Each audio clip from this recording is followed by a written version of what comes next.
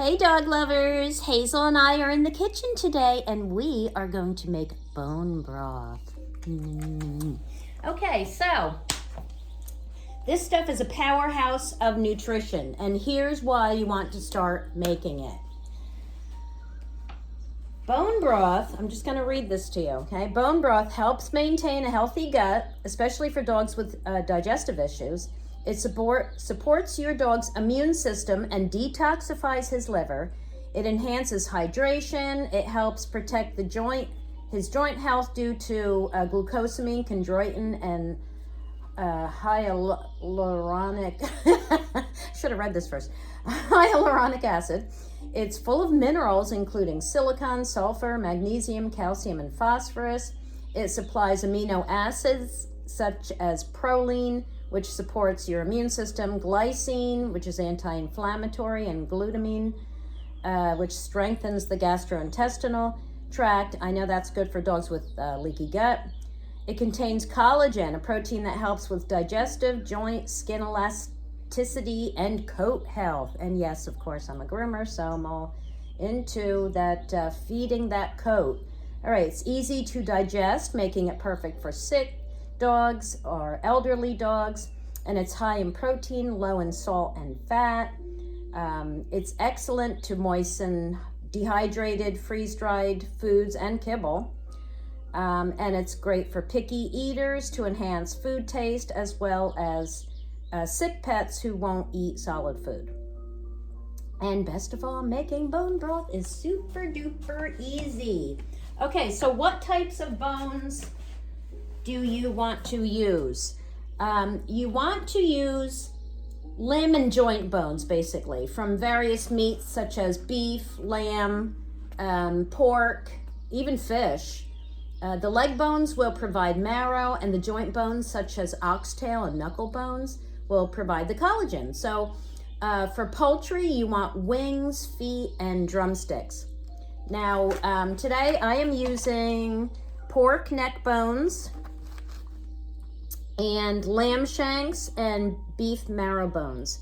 So, consider the quality of the bones, because, the broth is going to be so nutrient dense, and you only need to really feed a small amount of it. So you want to make it the best you can. These are free range bones. If you can get organic free range, that's great. Notice I'm not using any poultry bones, and that's because Hazel is sensitive to chicken and she's allergic to turkey. So when I do use poultry, it's always duck or pheasant when I can get them. I've already used whole ducks to make bone broth for her. I have one down in the freezer now, so that'll be the next batch. And I don't know if you've ever bought whole bones, or whole ducks rather, but they're almost all bone. Ducks must be really lazy. They don't have any muscle meat. Anyway, okay. So, where do you get the bones? Well, you may not see them in your supermarket, but ask the butcher. Because just yesterday when I was at the grocery store, I asked him if he had any, there were no marrow bones I was looking for out, and I asked the butcher, and he said, oh yeah, I have them in the back. How many do you want? That kind of thing. They don't always put them out. But other than that, great sources are farmers markets and Asian markets and places like Restaurant Depot. If you own a business and you belong to Restaurant Depot, I know my sister gets goat and duck bones from them. I belong to the Restaurant Depot near me, and I haven't even tried to get any bones from them yet, so I will. Other than bones, what can you put in there? I add fresh garlic. If you're afraid to put the garlic in, you can leave it out. But yes, garlic, I know it's listed as toxic to dogs, and that, a lot of those websites that say things like avocado and garlic, and what else do they put on there? That's not true. They always have things that aren't actually toxic, but you do have to limit the amount you use, and you have to be really careful if you have toy dogs. So that's why they just put them in that list. And fresh parsley. I almost always add fresh parsley. Okay, so you throw all that in there. I'm not going to use all this parsley, so I will take some of that off. And I need a disinfectant wipe since I don't have my gloves on. Okay. So, you got your crock pot. Yes, now you can make this on the stove, but because you want to ideally let it cook for 24 hours, it's a lot harder to make on the stove, right? Crock pot, you just turn it on and walk away. So, you put your bones in, you put your garlic if you're using it, and if you're using parsley, throw that in. And then you want to fill with water. Use spring water, good spring water, purified water, or distilled. Hazel gets distilled water because of her tear stains. She has a propensity to staining, so we use distilled water. And you want to fill the crock pot so that the water covers the bones. And ideally, you'd like 1 to 3 inches above the bones. Hang on, I gotta stick this one down in there.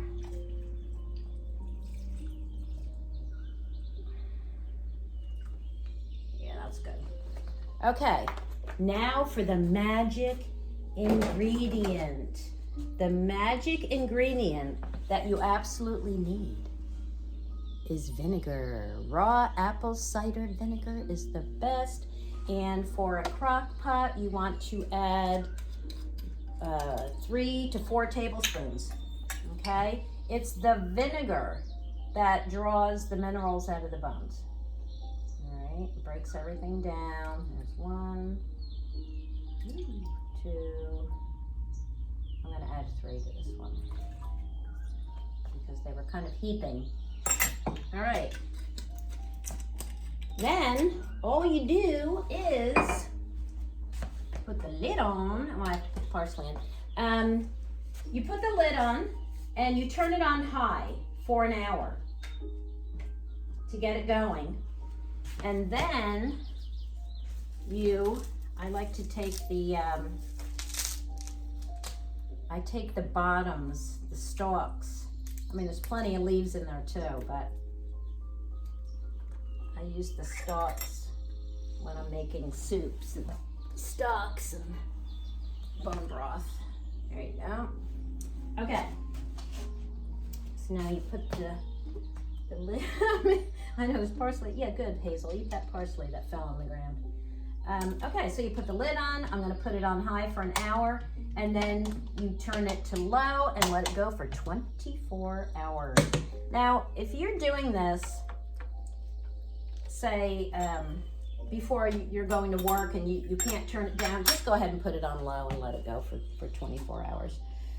All right, so when it's done, you're going to turn off the crock pot and you're going to strain those bones and throw them out. Do not give them to your dog.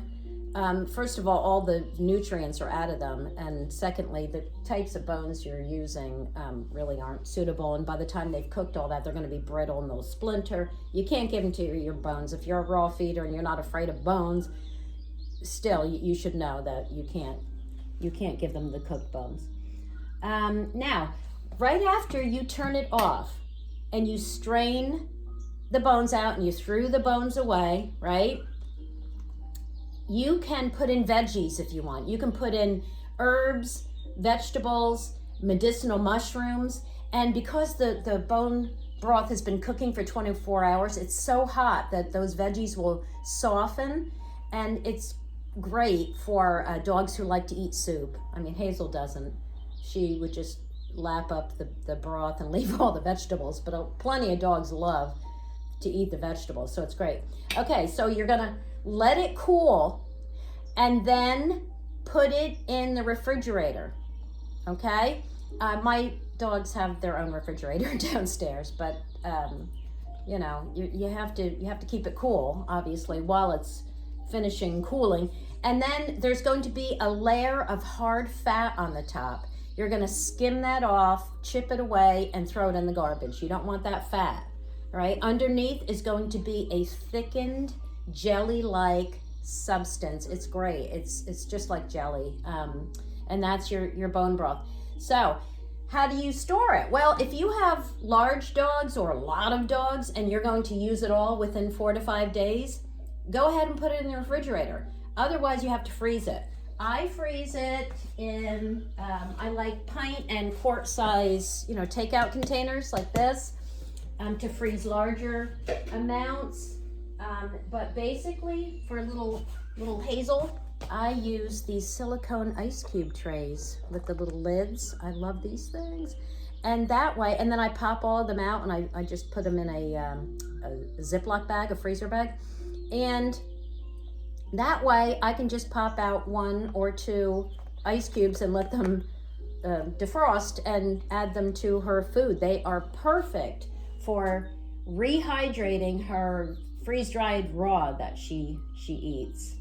And she also gets some air-dried foods, and if you're a kibble feeder, put it on that kibble. My gosh, it's going to enhance the flavor, the aroma, the nutrition, and the digestibility, and the hydration, which is a big problem if you're feeding dehydrated foods. You have to worry about those kidneys over the years. Those kidneys will start to struggle. So you want to hydrate that food. Okay, I think that is all I wanted to say for today. So I hope you go out and buy some bones to make some broth for your best friends. They'll be happier and healthier. Thanks for watching. Now go play with your dog. Bye, everybody.